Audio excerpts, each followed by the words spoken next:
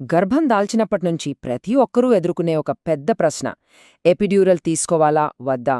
ఇది చాలా ముఖ్యమైన నిర్ణయం. సో ఈ రోజు మనం ఈ టాపిక్ని లోతుగా పరిశీలిద్దాం. దీని వెనుక ఉన్న సైన్స్ ఏంటి, వాస్తవాలేంటి అనేది వివరంగా తెలుసుకుందాం. ఈ విశ్లేషణకు గుండె లాంటిది ఈ ఒక్క వాక్యం. ప్రసవం సహజమే, కాని బాధపడటం ఐచ్ఛికం. ఇది చాలా శక్తివంతమైన మాట. అంటే ప్రసవం అనేది ఓ సహజ ప్రక్రియ, కరెక్టే, కాని ఆ నొప్పిని భరించడం తప్పనిసరి కాదు. దానికొక ఆప్షన్ ఉందని ఆధునిక వైద్యం మనకు చెబుతోంది. ప్రసవ వేదనను చూసే మన దృక్పథాన్ని ఇది మార్చేస్తుంది. ఓకే, ఈరోజు మన ప్రయాణం ఎలా ఉండబోతుందో చూద్దాం. ముందుగా అసలు ప్రసవంలో ఉన్న అసలైన ఛాలెంజ్ ఏంటో చూద్దాం. తర్వాత ఎపిడ్యూరల్ ఎలా పనిచేస్తుంది, దాని ప్రొసీజర్ ఏంటి, లాభనష్టాలేంటో బేరీజు వేద్దాం. ఆ తర్వాత సమాజంలో ఉన్న అపోహలను తొలగించి చివరగా ఒక సరైన నిర్ణయం ఎలా తీసుకోవాలో చర్చిద్దాం. సరే, మన మొదటి విభాగానికొచ్చేద్దాం. ప్రసవంలోని అసలైన సవాలు. ఇది కేవలం నొప్పికి సంబంధించిన విషయం కాదండి. ఇది శారీరకంగా, మానసికంగా ఎంత కష్టమో మనందరికీ తెలుసు.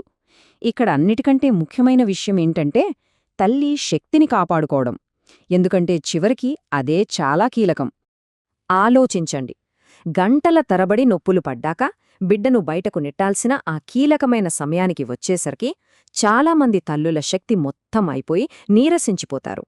అందుకే ఎపిడ్యూరల్ ముఖ్య ఉద్దేశం నొప్పి నుంచి పారిపోవటం కాదు, ఆ నొప్పికి బలి కాకుండా ప్రసవ ప్రక్రియలో చురుగ్గా పాల్గొనడానికి, ముఖ్యంగా ఆ చివరి దశ కోసం శక్తిని దాచుకోడానికి ఇదొక సాధనం. సరే, ఇక అసల్ సైన్స్లోకి వెళ్దాం. అసలు ఈ ఎపిడ్యూరల్ నొప్పిని ఎలా ఆపుతుంది? సింపుల్గా చెప్పాలంటే దీన్ని ఒక టెంపరరీ వైఫై జామర్లాగా ఊహించుకోవచ్చు. ఈ స్లైడ్ చాలా ఆసక్తికరంగా ఉంటుంది. నొప్పిని కంట్రోల్ చేయడానికి రెండు మార్గాలున్నాయి. ఒకటి, గేట్ కంట్రోల్ థియరీ, అంటే మసాజ్, శ్వాస టెక్నిక్స్ లాంటివి. ఇవి నొప్పి సిగ్నల్స్ వెళ్లే దారికి ఒక గేట్ మూసేయడానికి ప్రయత్నిస్తాయి. రెండోది మన ఎపిడ్యూరల్. ఇది ఆ సిగ్నల్స్ని దారి మళ్లించడం కాదు, ఏకంగా మెదడుకు చేరకముందే వాటిని పూర్తిగా జామ్ చేసేస్తుంది. ఈ మందును ఎపిడ్యూరల్ స్పేస్ అనే చోట ఇస్తారు. ఇది వెన్నుపాము చుట్టూ ఉండే పొర బయట ఉంటుంది. ఇక్కడికి మందు వెళ్లగానే గర్భాశయం నుంచి వచ్చే నొప్పి సిగ్నల్స్ ఆగిపోతాయి. కానీ కండరాలను కదిలించే నరాలు మాత్రం చాలా వరకు పనిచేస్తూనే ఉంటాయి.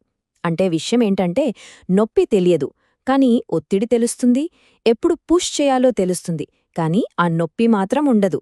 సరే, మరి ఈ ప్రొసీజర్ ఎలా చేస్తారు?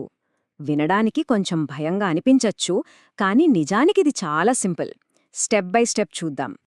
ఫస్ట్, బీపీ పడిపోకుండా ఉండటానికి ముందు జాగ్రత్తగా ఐవీ ఫ్లూయిడ్స్ ఎక్కిస్తారు.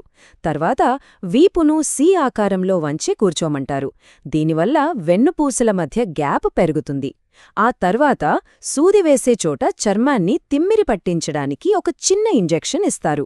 మనకు తెలిసే నొప్పి ఇదొక్కటే. ఫైనల్గా ఒక ప్రత్యేక సూదితో సన్నగా, చాలా మృదువుగా ఉండే ఒక ప్లాస్టిక్ ట్యూబ్ను లోపల పెట్టి ఆ సూదిని పూర్తిగా బయటకు తీసేస్తారు. సో వీపులో మిగిలేది ఆ సాఫ్ట్ ట్యూబ్ మాత్రమే. ఓకే, మంచి విషయాలు చూశాం. మరి సైడ్ ఎఫెక్ట్స్ సంగతేంటి? ప్రతి వైద్య ప్రక్రియలో లాగానే ఇక్కడ కూడా లాభాలు, కొన్ని నష్టాలు ఉన్నాయి. వాటి గురించి కూడా నిజాయితీగా, నిష్పక్షపాతంగా మాట్లాడుకుందాం.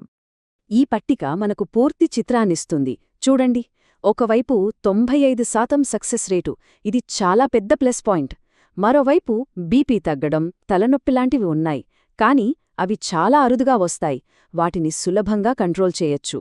ఇక ప్రసవంలో రెండో దశ, అంటే పుష్ చేసే సమయం కొద్దిగా పెరిగే అవకాశముందని కూడా కొన్ని స్టడీస్ చెబుతున్నాయి. First, BP drop. ఇది సుమారుగా ఒక 10–15% మందిలో జరగొచ్చు. అందుకే ఎపిడ్యూరల్ ఇచ్చేటప్పుడు ప్రతి 5 నిమిషాలకొకసారి బీపీని చెక్ చేస్తూనే ఉంటారు. ఒకవేళ తగ్గితే వెంటనే ఐవీ ఫ్లూయిడ్స్తో లేదా మందులతో దాన్ని సరిచేస్తారు. ఇక స్పైనల్ హెడేక్ అంటారు. అది వచ్చే ప్రమాదం 1% కన్నా తక్కువ, అంటే చాలా చాలా అరుదు. ఒకవేళ సూది కొంచెం లోపలికి వెళ్లడం వల్ల ఇది వచ్చినా సింపుల్గా రెస్ట్ తీసుకోవడం, కెఫీన్ తాగడం, లేదా అవసరమైతే బ్లడ్ ప్యాచ్ అనే ఒక చిన్న ట్రీట్మెంట్తో దీన్ని పూర్తిగా నయం చేయొచ్చు. సరే, ఇప్పుడు అందరి మనస్సుల్లో ఉండే అనుమానాల దగ్గరికి వద్దాం. ఎపిడ్యూరల్ చుట్టూ మన ఇళ్లల్లో, సమాజంలో ఉన్న కొన్ని పెద్ద అపోహలను సైంటిఫిక్ ఆధారాలతో తొలగిద్దాం. మనందరం వినే అతిపెద్ద భయం ఇదే కదా. ముఖ్యంగా మన పెద్దవాళ్ళు అంటుంటారు, ఎపిడ్యూరల్ తీసుకుంటే జీవితాంతం నడుము నొప్పితో బాధపడాలి అని. ఇందులో నిజమెంత? వాస్తవమేంటంటే లేదు. ఎపిడ్యూరల్కి జీవితాంతం వచ్చే నడుము నొప్పికి ఎలాంటి శాస్త్రీయ సంబంధం లేదని రీసెర్చ్ క్లియర్గా చెప్తోంది. మరి డెలివరీ తర్వాత వచ్చే నడుము నొప్పికి కారణాలేంటి? విటమిన్ డి, కాల్షియం లోపం, పాలిచ్చేటప్పుడు సరిగ్గా కూర్చోకపోవడం, ఇంకా ప్రెగ్నెన్సీ టైంలో రిలీజయ్యే హార్మోన్ల ప్రభావం ఇవే అసలు కారణాలు. ఇక రెండో పెద్ద భయం, బిడ్డ సంగతి ఏంటి? ఎపిడ్యూరల్ మందుల వల్ల బిడ్డ మీదేమైనా ప్రభావం ఉంటుందా? పుట్టగానే యాక్టివ్గా ఉంటుందా లేదా మత్తుగా ఉంటుందా? దీనికి సమాధానం చాలా స్పష్టం. అస్సలు కంగారు పడాల్సిన పనిలేదు. ఐవీ ద్వారా ఇచ్చే పెయిన్కిల్లర్స్తో పోలిస్తే ఎపిడ్యూరల్ మందులు చాలా వరకు తల్లి ఎపిడ్యూరల్ స్పేస్లోనే ఉండిపోతాయి. బిడ్డ రక్తంలోకి వెళ్లే పరిమాణం చాలా అంటే చాలా తక్కువ, దాదాపు లేనట్లే. కాబట్టి బిడ్డ ఆరోగ్యానిగ్గాని, పాలు తాగే సామర్థ్యానిగ్గాని ఎలాంటి ప్రమాదం ఉండదు. సరే, ఇన్ని విషయాలు తెలుసుకున్నాం కదా. ఇప్పుడు అన్నిటికన్నా ముఖ్యమైన పాయింట్కి వద్దాం. ఇది వైద్యం గురించి కాదు, మన గురించి. ఇది ఒకరి ప్రసవం, వాళ్ల నిర్ణయం. పూర్తి సమాచారంతో ధైర్యంగా ఒక నిర్ణయం ఎలా తీసుకోవాలనే దాని గురించి ఇప్పుడు చర్చిద్దాం. డాక్టర్లు ఒక ప్రాక్టికల్ టిప్ ఇస్తారు. దాన్ని 7-10 రూల్ అంటారు. అంటే నొప్పిని 1 నుంచి 10 స్కేల్ మీద కొలిస్తే ఆ నొప్పి 7 దాటి మనం నేర్చుకున్న బ్రీదింగ్ టెక్నిక్స్ కూడా పని చేయనప్పుడు ఇక శక్తి అంతా అయిపోయేదాకా ఆగకుండా ఎపిడ్యూరల్ గురించి ఆలోచించడం మంచిది. ఎందుకంటే సరైన టైంలో తీసుకుంటే అది మనకు రెస్ట్ ఇచ్చి చివరి దశకు శక్తినిస్తుంది. సో మనం గుర్తుపెట్టుకోవాల్సిన విషయం ఒక్కటే, ఎపిడ్యూరల్ తీసుకోవడం లేదా తీసుకోకపోవడం ఈ 2 దారుల్లో ఏది గొప్పది కాదు, తక్కువది కాదు. అనవసరంగా నొప్పిని భరించడంలో ధైర్యం లేదు. ఆ నొప్పిని ఎదుర్కోవటానికి మన దగ్గర ఒక ఆప్షన్ ఉండడంలోనే అసలైన సాధికారత ఉంది. ప్రసవం అనేది నిజంగా ఒక మారథాన్ లాంటిది. కొందరు దాన్ని తమ సంకల్పబలంతో, శ్వాసతో పూర్తి చేయాలనుకుంటారు. మరికొందరు తమ ప్రయాణాన్ని కాస్త సులభం చేసుకోవడానికి వైద్య సహాయం తీసుకుంటారు. ఈ మారథాన్ను ఎలా పూర్తి చేయాలనే నిర్ణయం పూర్తిగా వ్యక్తిగతం. సమాచారంతో తీసుకున్న ఆ నిర్ణయమే సరైనది.